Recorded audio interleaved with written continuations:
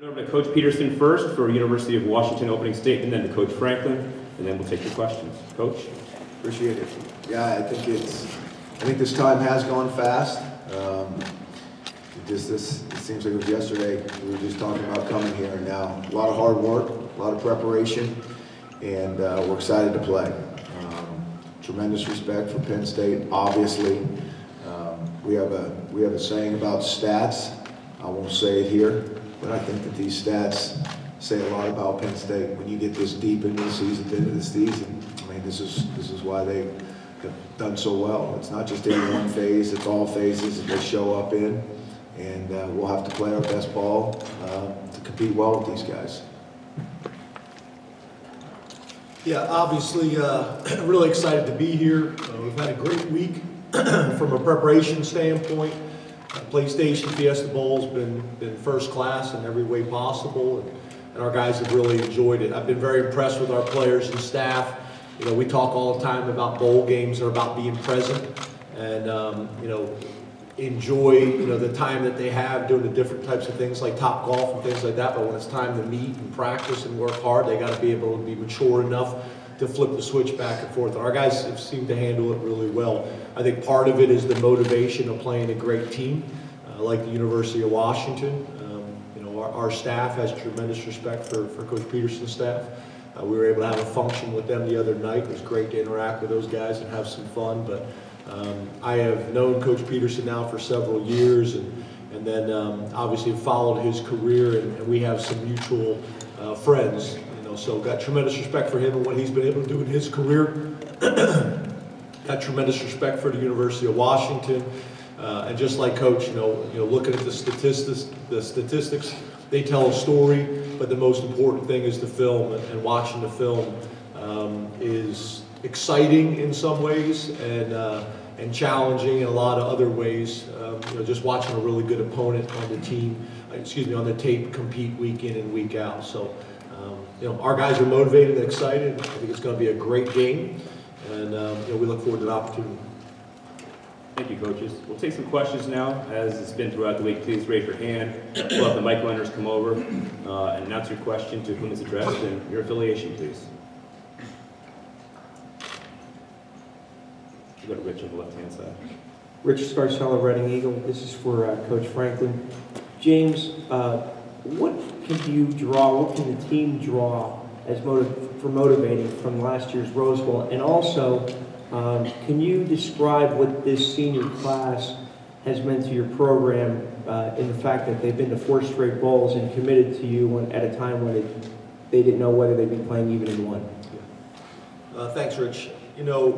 I guess the first thing I would say is, we did learn from last year's experience. I think, playing in these type of games, on these type of stages, you learn and you grow.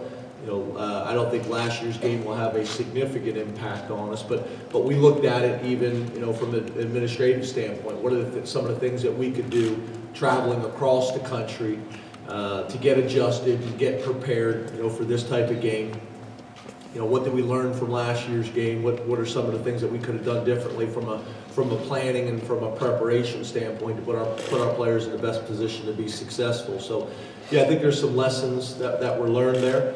I think obviously when you're playing these Pac-10 style offenses, you better keep playing for 4 quarters. You better have a finisher's mentality, because I think obviously University of Washington can put up big points, and they got explosive players, and they got a veteran quarterback. They got all the ingredients that you would say is necessary to be successful at the highest level. So I think we learned a lot. We made some slight modifications from last year, but I think the seniors. We kind of went through our deal yesterday at practice where those guys get carried off the field, which is one of our kind of traditions that we do. And, at our senior banquet, kind of had an opportunity to talk about those guys. I don't think it's something that you can really kind of put into words and describe the impact that last year's seniors had, the impact that this year's seniors had. They committed to Penn State at a time that it probably wasn't a sexy thing to do. And, I think those guys came in with a real big chip on their shoulder, that they wanted to be the senior class to really put Penn State back on the map. And I think they've accomplished a lot of that. But I also know watching some of the highlights from that Rose Bowl game last year, when you're not successful that last game, it leaves a bad taste in your mouth and a lot of hurt feelings. And as Coach Peterson will tell you, I think he will, that there's only a handful of teams that are truly happy at the end of the season and really won, but I do think there's a lot of positives to end of the season, on a positive note with a win in a bowl game to send those seniors out the right way, and then also, just some confidence and good mojo going into the following season. But I think our seniors, I don't know if you can put a value on what they have done for our university and for our community, and specifically, for me and our staff. Those guys have been culture drivers, is what we would describe them as, guys that are reinforcing all the messages in the locker room and in the community that need to be reinforced. Next question.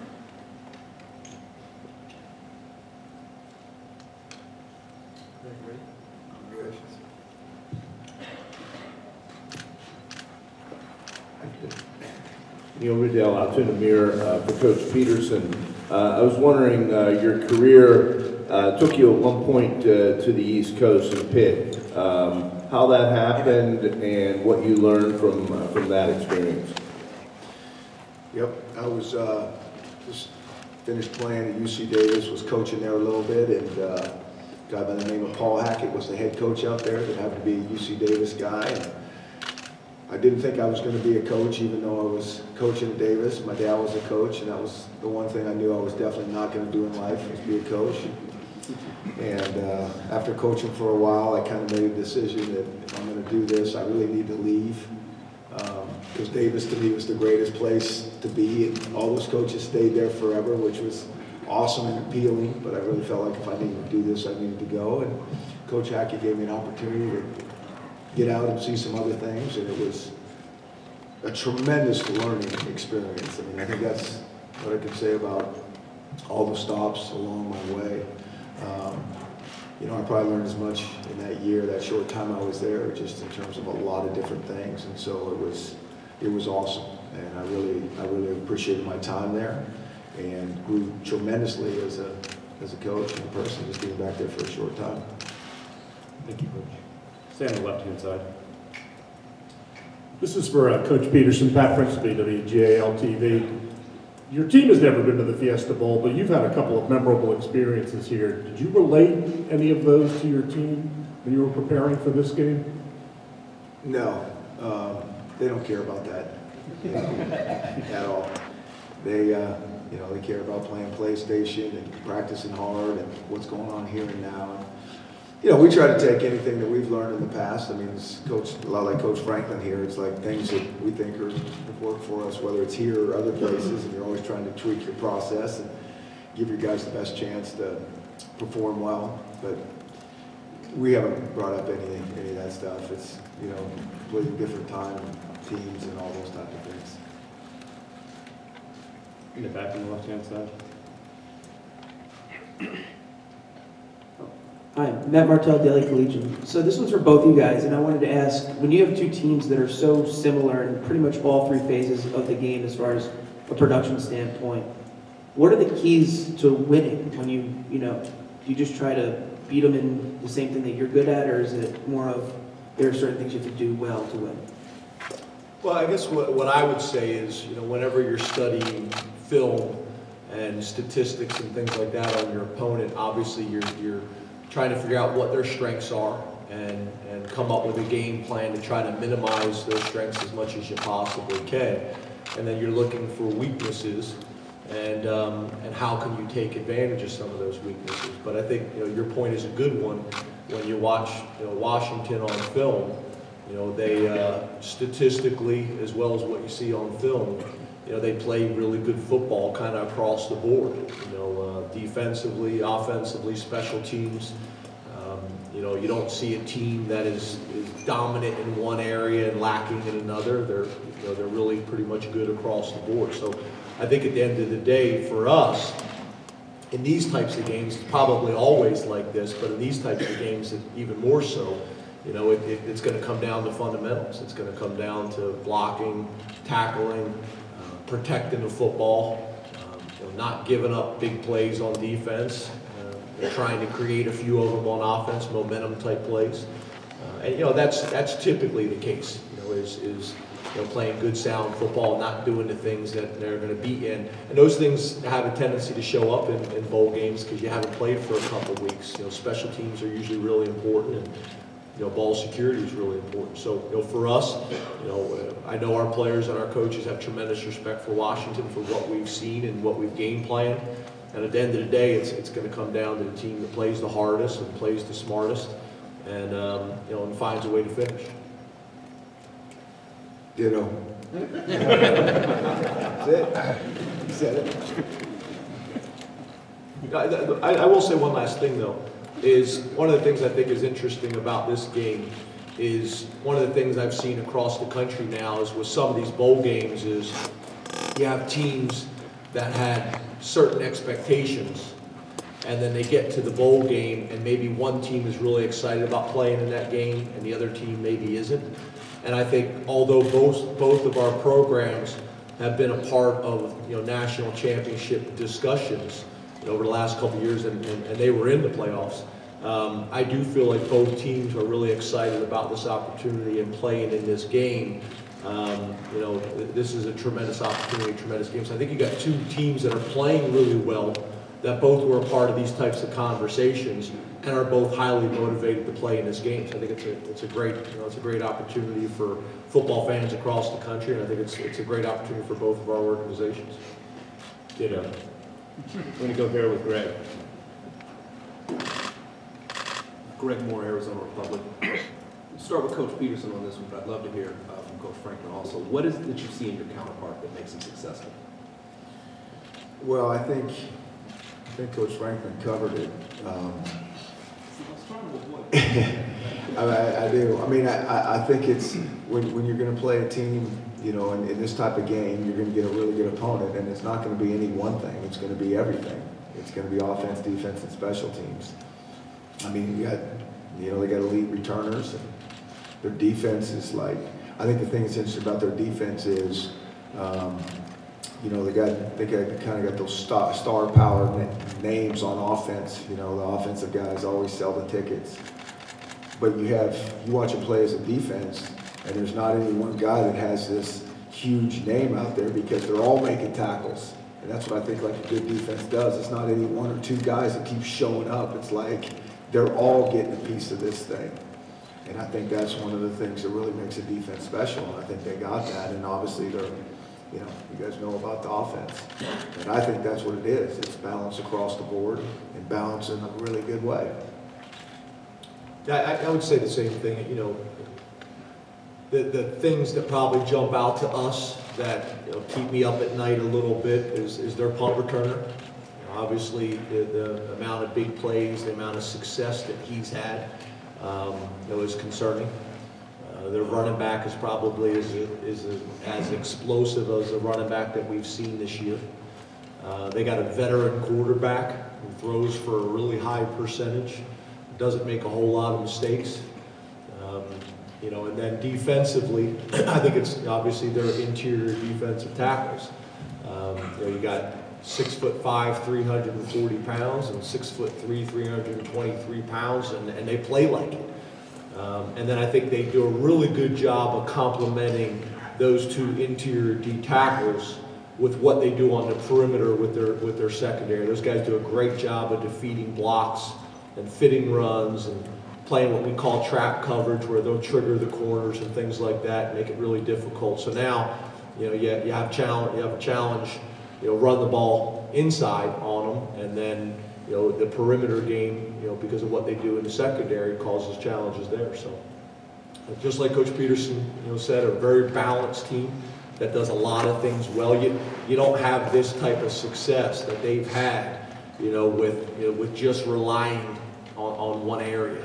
And you know, offense, defense, and special teams all is going to be some challenges for us. And you know, I do think that our guys have done a pretty good job this year of us being very honest, you know, with our players and say, look, here's some of the challenges, and we need to make sure at the end of the game that, you know, the stuff that we've identified as being issues in the game, we're not talking about it after the game saying it got us. You know, so, you know, it's going to be a challenge, there's no doubt about it. I know our guys are excited about the opportunity, and it should be fun for everybody. Go to Joe here on the left-hand side, in the aisle. Joe Giuliano, Philadelphia Inquirer for James. You referenced the Washington defense, but I was wondering if you could talk specifically about the disruptive nature of Vita Vea and what he presents as a challenge to your attack. Yeah, you know, I saw him the other night and had a conversation with him about, you know, it probably makes sense for him to just declare to the NFL now. And, you know, he's a tremendous player, you know. You talk about stuff that you can't coach, 6'5", 340 pounds. That's all coaching. Yeah. 6'5", 340 pounds. You can't move them. You know, you're trying to get double teams and be able to get push up to the second level like everybody is. And what happens is either he's able to make the play at the line of scrimmage by really, you know, creating a stalemate and then ditching the guy at the last second and making a tackle, or, you know, the other thing that's so advantageous having guys like that inside is it puts the linebackers in a great situation because those defensive linemen are not getting pushed into their face, or, you know, they're never able to come off on the linebacker at the next level. So it allows the linebackers to be free hitters. And everybody on offense is trying to create space, and everybody on defense is trying to take space away, and they've done a great job of that. But I think, you know, the game of football on defense, in my opinion, kind of starts as kind of built like a baseball team. You want to be strong through the middle, catcher, pitcher, you know, shortstop, second base, center field, and you look at them. That's kind of how they are. You know, with those two D tackles and their linebackers. You know, very, very challenging. And I think the thing that's been unique to me is, you know, what they've been able to do at the nickel position. You know, different body types, different styles the last couple of years, but those guys have been really, really productive for them. And, you know, I think I mentioned you guys earlier, I read an article, you know, earlier in the year before we knew we were playing them that I thought was really interesting, just talking about their defense and that nickel position, and how much production they've gotten out of it the last couple of years. So, trust me, we've talked about him all week long, and, you know, I think, you know, it's something that our guys are motivated for. But as you know, we haven't consistently run the ball inside this year the way we'd like to. So that was a big emphasis for us, you know, this week, and really the last month, you know, in preparing for this game. We have time for one or two more. We're going to go here to start. Larry Stone, Seattle Times. This is for Coach Peterson. Chris, similar to the first question for Coach Franklin, you have a senior class now that's been with you kind of through the whole time. What have they meant to the development of the program? Yeah, it's been great. I mean, I think Coach Franklin said it, you know, in terms of cultural drivers. You don't get anything done unless you got a great locker room. You know, you can have all kinds of players. I think we've all been through that, having a bunch of really good players and get nothing done. And so that's probably the thing we're most proud of those guys just really kind of getting what we're all about and really getting it and being all in. And from how we practice to how we do everything. And, you know, when you have a new crew come in, there's a lot of ways to be successful.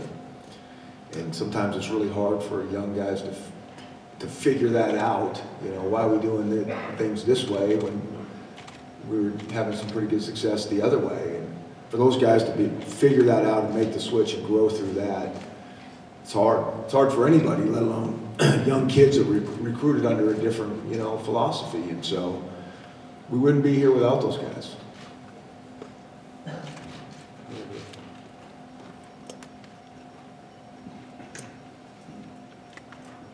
This is for Coach Peterson. I'm Corey Guy from the Altoona Mirror. It's been more than 10 years since the Ian Johnson play in the Fiesta Bowl. You mentioned your current players may not care a whole lot about that, but that play, that game, that win has such great history here and in college football. Is that play brought up to you a lot? What do you see when you see it on replay, and what did it mean? And in that game, what did that mean to your career? Yeah.